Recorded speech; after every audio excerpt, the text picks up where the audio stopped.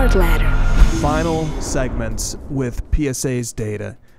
Let's discuss the most submitted card for the month of December. So, Kristina, what was that? What was the most submitted card to PSA in December? The most submitted card to PSA in December of 2021 was, drumroll please, was 2021 Don Russ, number 255, Mac Jones, base card. Okay, so this is not very surprising because that card was briefly selling in the $3,000 range at the end of November. So who wouldn't send that card into PSA to get graded when it's priced at that level? And at that time, the population of the card was beneath 50. Okay, but today the population is 1,094. The card's price has retreated to the $200 range, which puts it roughly in line with Joe Burrow's Donruss rookie PSA 10 from a year earlier, which is population 2,325 and sells in the $150 range. Now, even with the card, the Mac Jones that is, sitting in the $200 range, with the return of PSA's regular service level at $100 per card, there's still plenty of value to be had by slabbing it.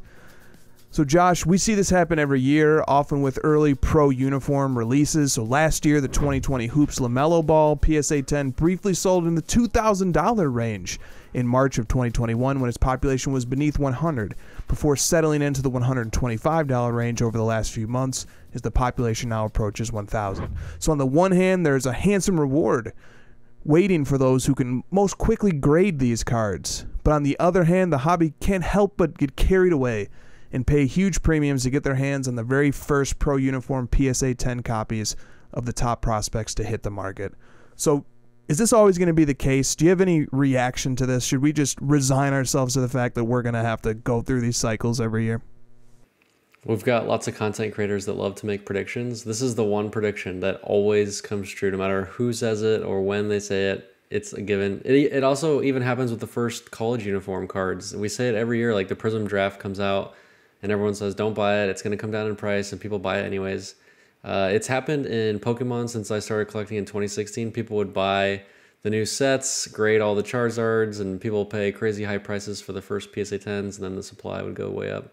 I'm not sure why it happens. I guess people are just excited to be the first, and they fall into the trap of, you know, the FOMO of maybe this is the one time it won't be a high pop or something. I don't know. It always happens, though, every time. It's not going to stop.